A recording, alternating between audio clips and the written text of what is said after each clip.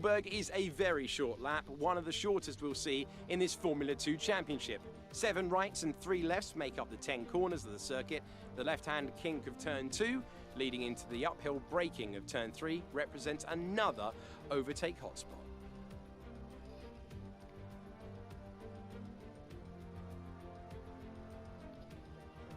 As usual, I'm joined by our good friend Davide Valsecchi as we soak up the dramatic scenery. Do you think the drama will continue onto the track today, Davide? Ciao Alex, I think we can guarantee that. Austria has always been a track that encourages the driver to overtake and attack. But it's a low grip surface. The drivers out there today will have to make sure that the tiny mistakes don't end up hurting them later in the race.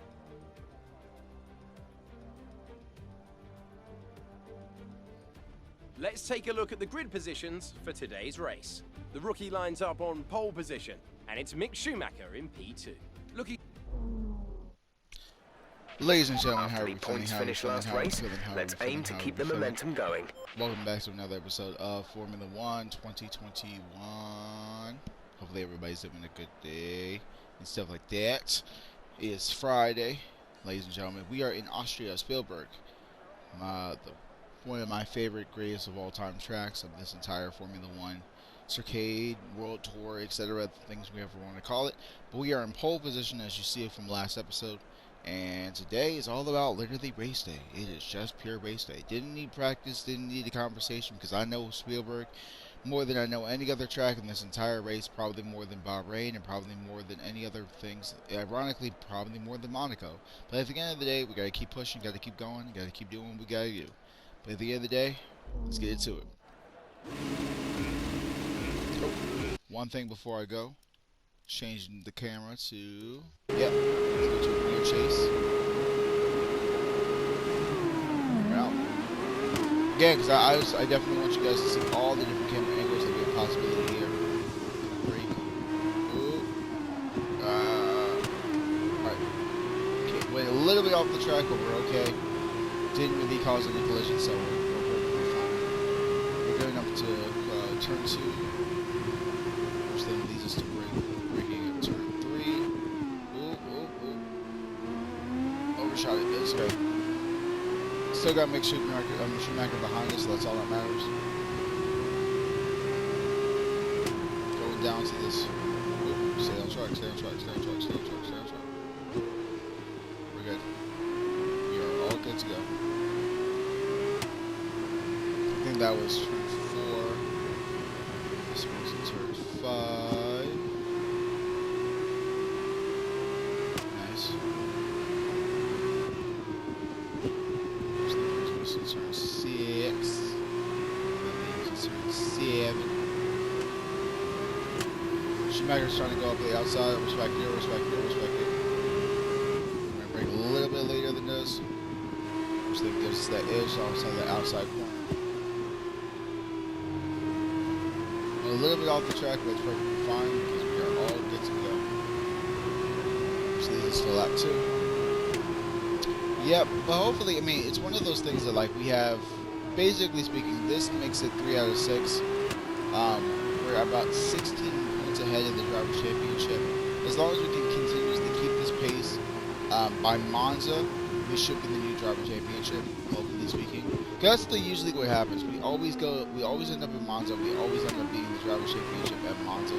Because Monza's, oh, that's another thing. That wasn't the other one. Monza is the one I really know. Because it's just a straight gunner, you know. It's nothing like, it's nothing about, like, if I was to win anything in terms of Formula 1, Monza would be it, Spielberg would be it, Bahrain would be it.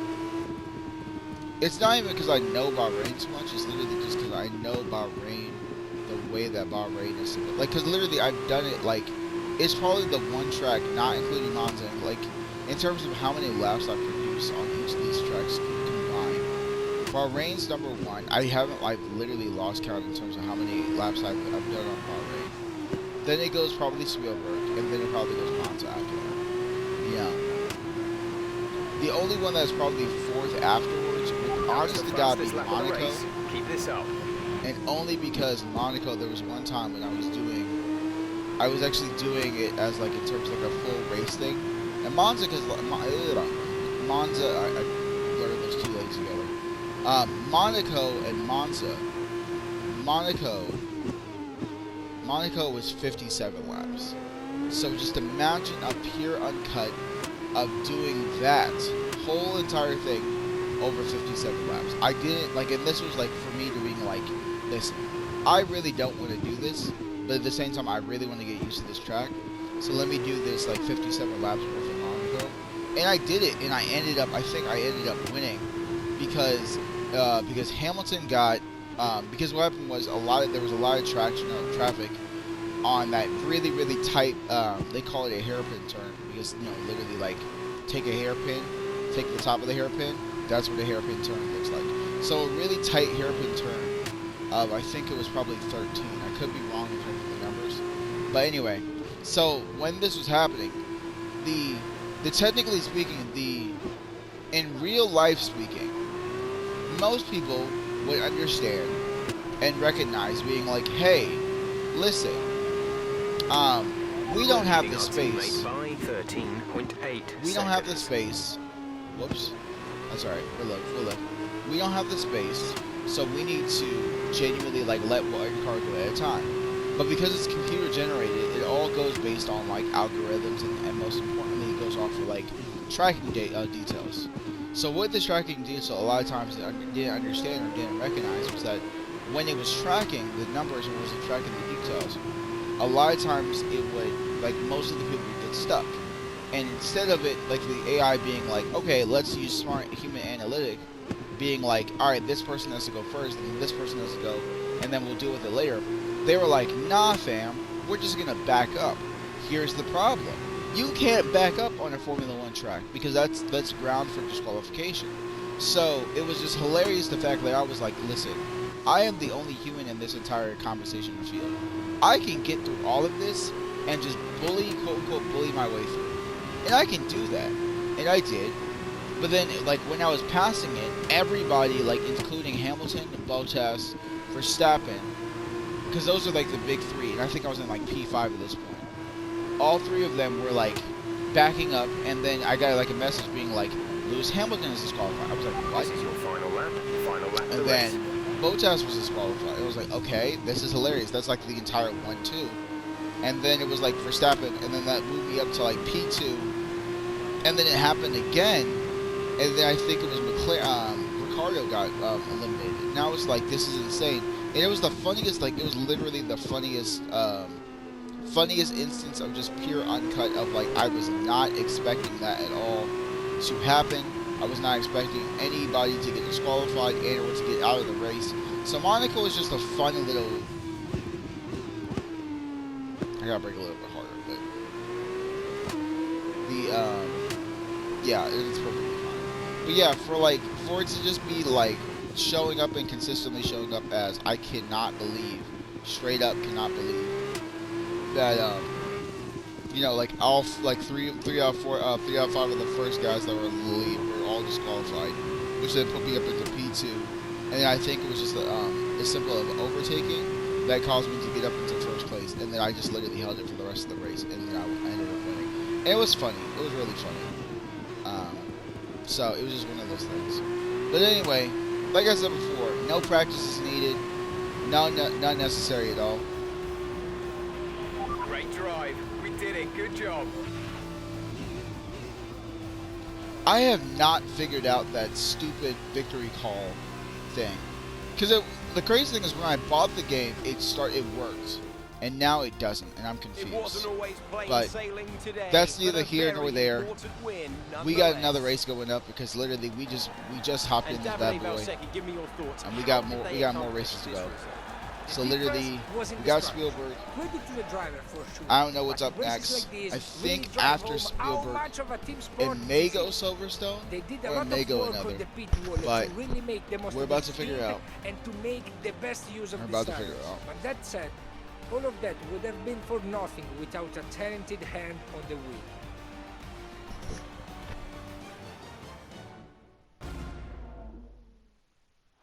This is it. This is where they all want to be. Here come Absolutely the top three, stupid. then out I think onto this the is my podium first after a fascinating race. podium. Yeah, this is my very first podium. I just realized that because Schumacher took both of those times. But because of the fact that I qualified higher, that's what caused me giving that edge. Yeah. Because literally Schumacher got the first race was Monaco. I lost to Schumacher. Or I basically got second place with Schumacher because of the last gunner, the last lap, and I literally lost it. Then I lost it in Baku because of the fact it was just literally that. And no, I won Baku. So weird. Anyway, besides that, we got some new gear. We got a new kit per se. This round of the World Championship, I don't know what it's called, but look in the driver's tape. The rookie increases their championship lead. And now, Davide Valsecchi, let me ask. But either way, ain't nobody hearing about David Valsecchi. Oh, we're in Silverstone. Oh, yeah, we're in Silverstone. Yeah, we definitely want to get some practice in Silverstone because Silverstone's complicated. So can we change it? I don't think we can change it. That's the funny thing. Well, we can. So right now I'm playing on 40. I'm gonna bump this up to 50, just because. I always like the challenge. I always like the challenge the status quo. You can change a bunch of other things, like looking at it in terms of this. Like if I wanted to, I can increase like how much acclaim rate and things like that. I'm not gonna do that. I might want to create some faults, just to make things interesting, because it's always fun. Same thing with like park frame rules, simulations. I'm gonna stay the same. Now flashbacks. This is with the flashbacks we were talking about. You could change it to high, medium, or low. Honest to God, make it medium. Car damage, same thing. You can make it standards. Simulation is different though. You simulate, like literally, if you get a simulation, you could literally, like, Baku, I would not survive. So I could just do standard damage rate. Well, simulation means that everything on the car can get affected.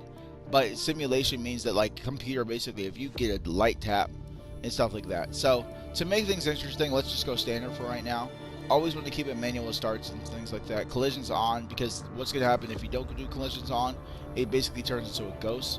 For Fahrenheit, we're in America. Kidding. Nah, don't be stupid. I'm not colorblind. Well, I don't need that thing. Yes, put the rear view mirror on. Yes, that on. That's fine. That's fine. This is fine. I can basically increase it to make it louder and stuff like that. Nighttime mode, definitely want to do that. I might turn you down so that way you can actually hear us and stuff. Well, moving up to 8. Engineer decking allows you to specify if the game should reduce the volume of all of the audio.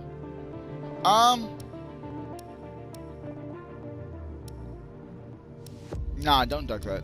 Subtitles, give that boy on. Push to talk, yes. But that's more for. I definitely want that driver experience. Yeah. I like my start lights on.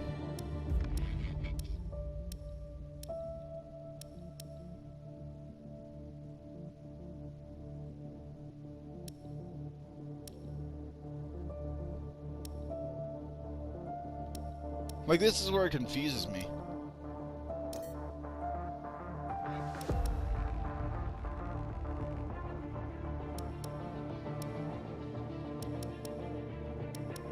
Interesting. I don't know. I've tried to figure out. I can't, and I'm not gonna spend too much time on it. Yeah, I was trying to change the helmet, but we couldn't, quote unquote, wait till Formula 1 to do that, so we got like 4 out of 6. But either way, we're gonna get some practice in Silverstone and do what we gotta do. Mainly, yeah. Sorry guys, I just literally cut myself. Not really. I got a bunch of like scrapes that cut. Ooh, that's gross. That's nasty. Yeah, I got a couple of scrapes and scratches on my arm. Yeah, I don't know how a lot of those bruises came to be, but regardless, yeah, I ended up opening one wound, and I don't know how I did it, and it's random, and it's fine. It's fine. I'll live. We'll live. We're a big boy. We'll live. So we're going to the session. It's been a while since we've been here. Definitely want to start that race strategy. Let's go with that flying lap and get that bad boy pushing. Bad boy pushing. Bad boy pushing. Give us some consistent laps, please. We're looking for good data that we can work into the race strategy. Gotcha.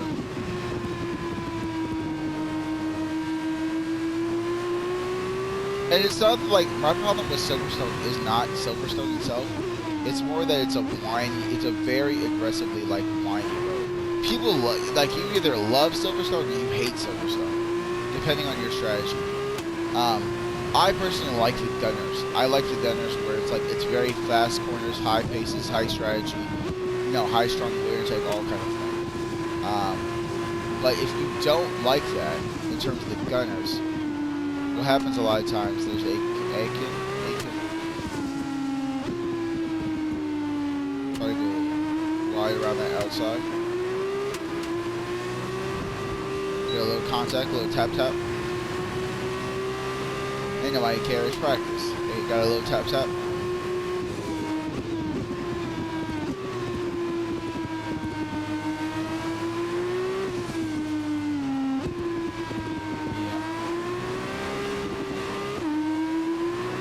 Because it's really hard to determine whether or not, like, how much do you want to give, how much, like, power do you want to give, especially around these tight corners, especially around these, like, really aggressive wide corners. How much power do you want to give, while also compensating for it to being, to making sure that you're still doing what you gotta do. This is the section that really gets me every single time. It's not getting me now as much, but it's still getting me. I have to remember what the direction is, how it flows, and everything around that nature.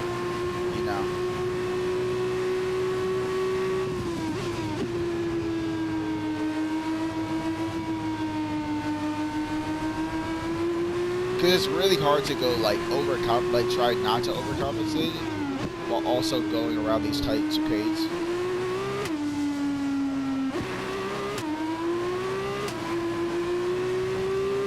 Yeah.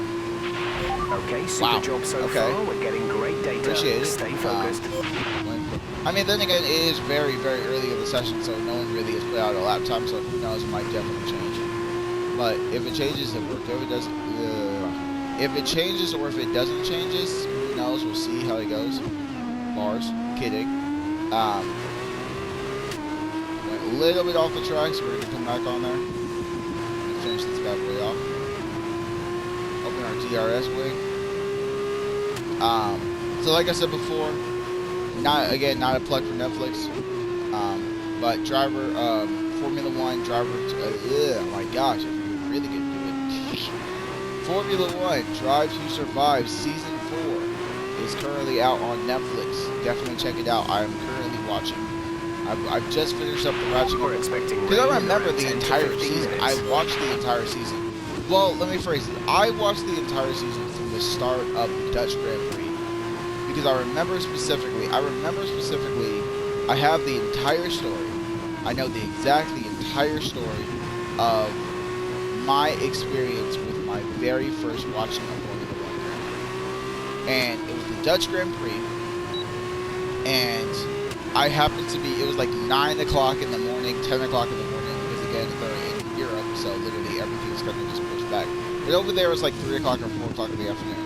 Anyway, so we get over there, or basically I'm like just chilling in my house playing video games, blah blah blah. And then I ended up like literally going to like one of my rooms or like couch and just sitting down, and I ended up looking at my phone and just seeing these like notifications being like, yeah, the Dutch Grand Prix live. And I'm like, live? What are you talking about live? And I was like, oh, it's on right now. And then literally, I figured out that it was, and then I realized I was like, it's not only on, but in addition to that, it's on ESPN. And I was like, bet. Coolio. Let's literally go watch this. And I ended up getting the thing, and it's pouring raining because they're talking about quote unquote a restart in terms of everything. And I remember specifically, I was like, okay, cool. Literally, they're in the Dutch Grand Prix. You know, it's raining, but at the same time, and I'm seeing this race happen. I'm like, even if I like nothing else happened, I'm like, this is so cool. And by the time that literally they end up getting like 3 laps, like literally, and this is what's hilarious, they ended up getting like 3 laps in before quote unquote declaring a winner of the Grand Prix. And it was the funniest thing ever.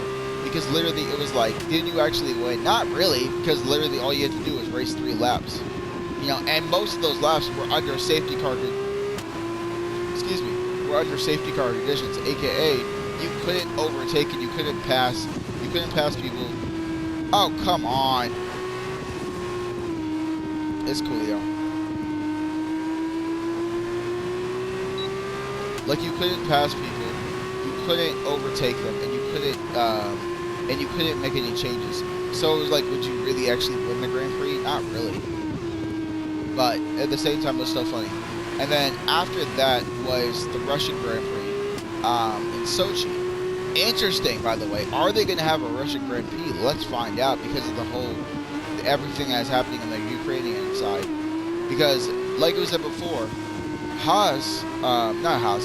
Well, yes, technically speaking, Okay, you weren't Haas, quite good enough that lap. Try again. Haas's driver, or second driver, not, because we can all consider that Mick Schumacher is basically like the lead driver, and like, because in everybody, what a lot of people don't understand about Formula 1 is that just like in sports or any other sports, in that case of things, you have a lead driver and you have a backup driver.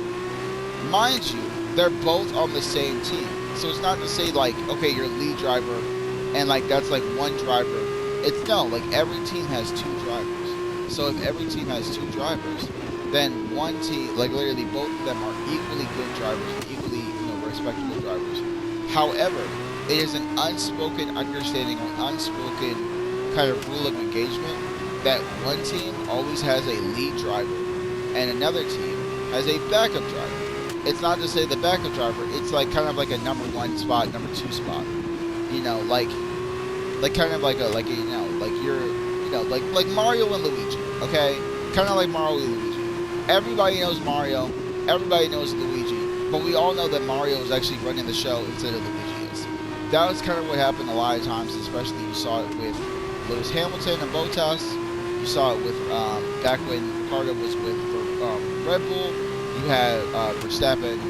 Verstappen was technically speaking, like for a really long time, Ricardo was the number 1 driver.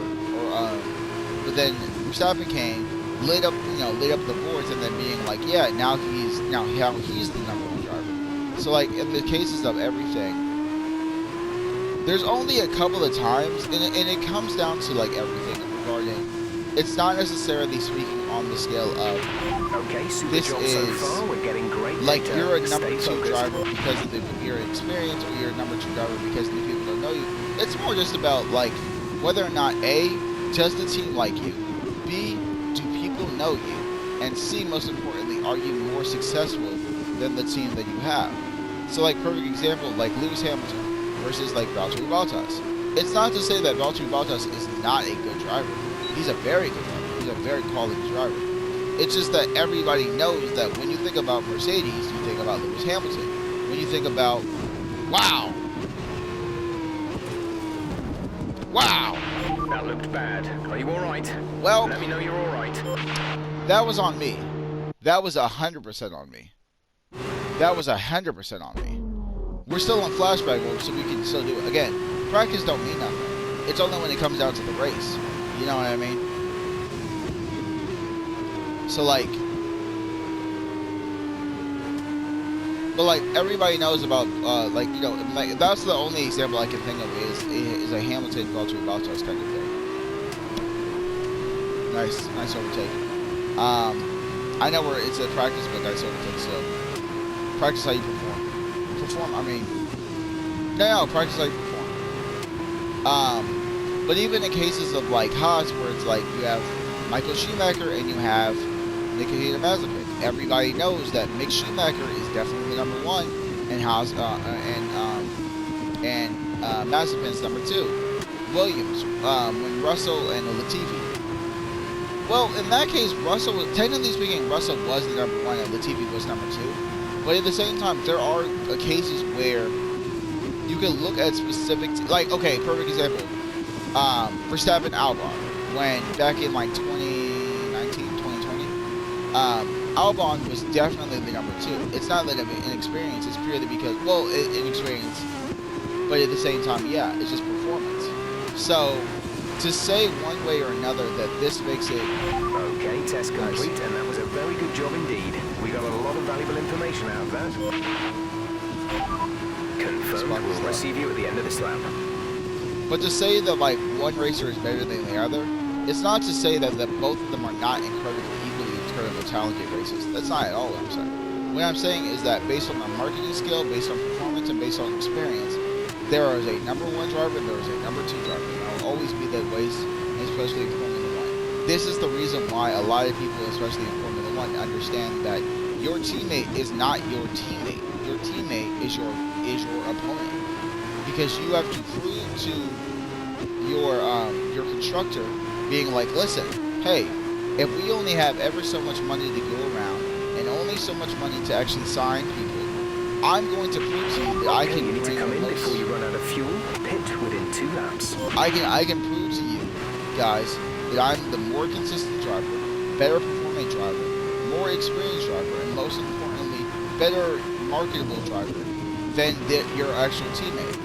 By natural order of things, it's kind of like this understanding of like between teammates of like, listen, if we work together, we can get a McLaren 1-2, we can get a Mercedes 1-2. But at the end of the day, even when it comes to pit assist disabled, you'll need to be mindful of your speed when entering the pit lane. If you hit the limiter line too fast, you'll pick up a penalty. Watch the on-screen prompts that show your target speed and distance to the limiter line.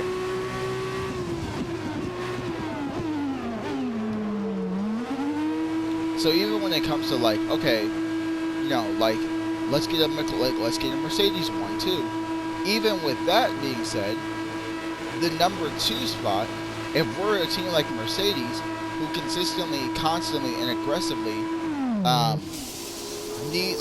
wants the highest and the most and the best performing on the top. We're looking at the number 2 as being like, we want to keep the number 1 driver who's consistently giving us who's giving us that consistent number 1 or most amount of podiums, instead of the number 2. So it's not to say that either one of them are bad drivers. It's that both of them are great drivers. It's just that who's more consistent, who's more marketable, and who's the better performing. But at the end of the day, it is what it is. I don't need to do track acclimation because that's what the race strategy is for.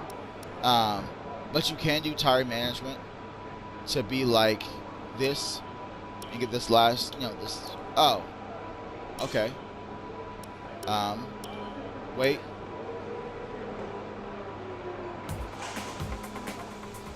Wait, how's the weather? What I mean is, like, they're saying there's a weather change. What's the weather change then? Are we on rain conditions? So should we go to wet? That's where I'm confused. Do you want us to go to the wet tires? I mean, we can go to the wet tires. So then what's the point of don't tell me that we have intermediate.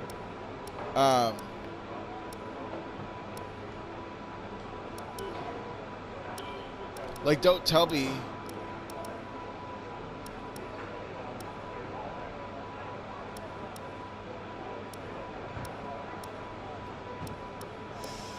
It's dumb.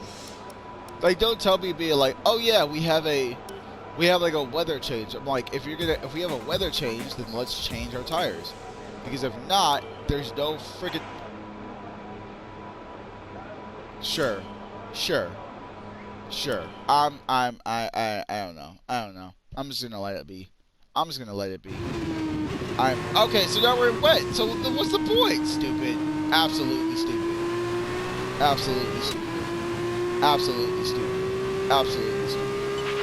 This test is all about tyre management.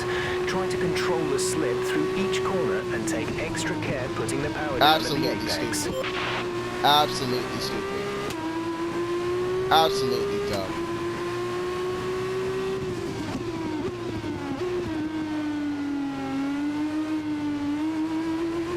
Like, this is dumb. If I do for, like, it was like, oh yeah, you can't use your full wet. I'm like, but if it's raining, let's switch to the intermediate. You know what I mean?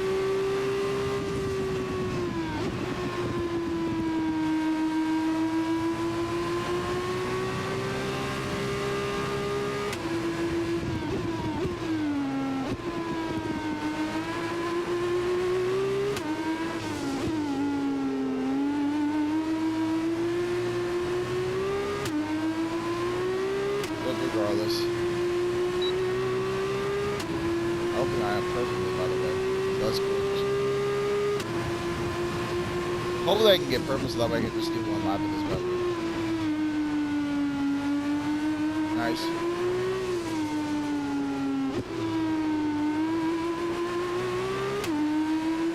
We get, like, that was my first one. Nice, nice, nice, nice, nice. Why am I doing this? Unbelievable. Unbelievable. Box this freaking crap. Box this. I'm not dealing with this. We're not dealing with this. I'm serious. I'm not dealing with this crap. Can I do it? Yeah. Who's to say? Like literally, it's like, can you do it? Oh, absolutely, I can do it. Do I choose not to? Yeah. Like, that's my difference of things.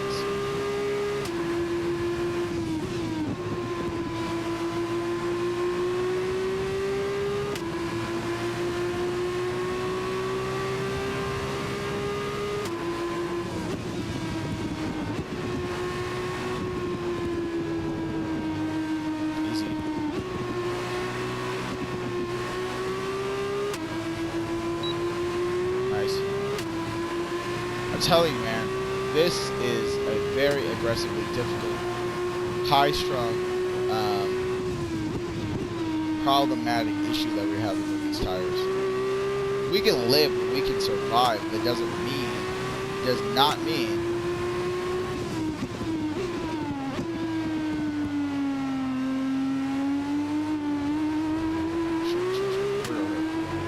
wait.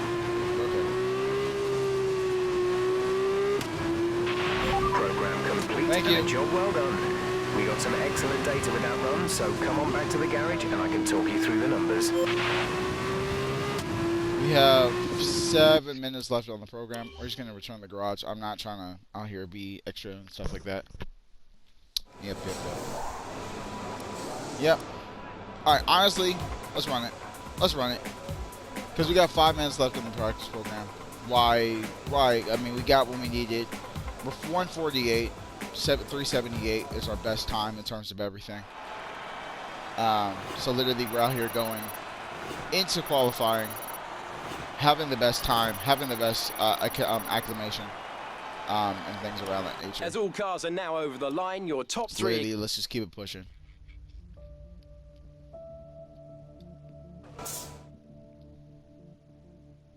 Yep. So now we are off to one-shot qualifying session, and then from there, we're gonna end this episode after this one-shot qualifying. So hopefully everything goes well. We're in the beautiful Silverstone. Sun is out, sun is shining. Got the pilot helmet on. We are doing what we gotta do. So we are here on the mediums. Let's just keep it pushing. Straight gunners. That's how we do it.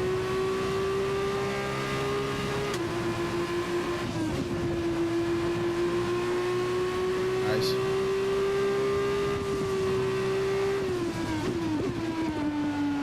Nice.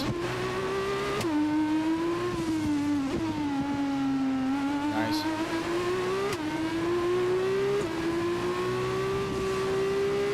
Nice. Oh, we got the space. We are flying, bro. We are flying. Absolutely destroying the competition.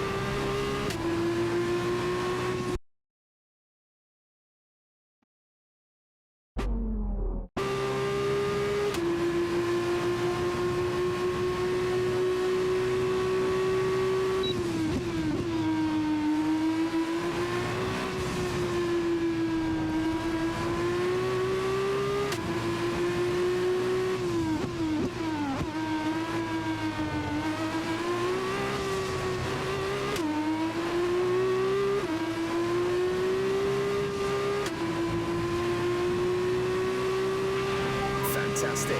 You've got pole.